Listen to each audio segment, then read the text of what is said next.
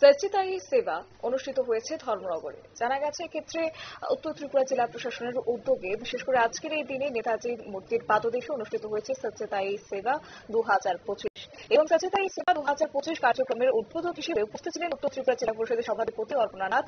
প্রধান অতিথি হিসেবে উপস্থিত ছিলেন ধর্মনগর পরিষদের চেয়ারপারসন মিতালি রানী দাস সেন।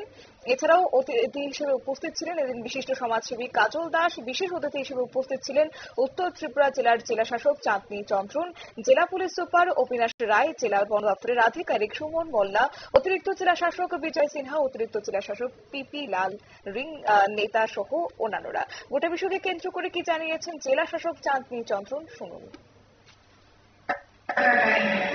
विश्वकर्मा पूजा है, आज तो सबके लिए मेरा बधाई है विश्वकर्मा पूजा का। और उसके बाद हमारा सबसे बड़ा त्योहार है दुर्गोत्सव है।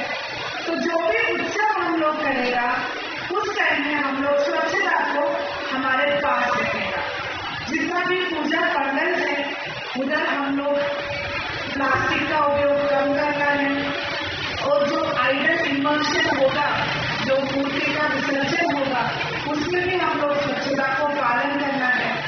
तो ऐसे ही আপনারা শুনলেন জেলা শাসকের বক্তব্য। অবশ্যই এদিনের এই কার্যক্রমের শুরুতে উপস্থিত সমস্ত আধিকারিক এবং অতিথিরা সেন্ট্রাল রোডে সাফাই কাজে হাত লাগান। স্বচ্ছতা হিসেবে কার্যক্রমকে কেন্দ্র করে এদিন রঙ্গোলির আয়োজন করা হয়। উপস্থিত অতিথিবর্গ সেই রঙ্গোলিতে এদিন হাত লাগিয়েছেন। নিয়ে নিচ্ছে ছোট্ট একটি বিজ্ঞাপন বিরতির সঙ্গে থাকুন।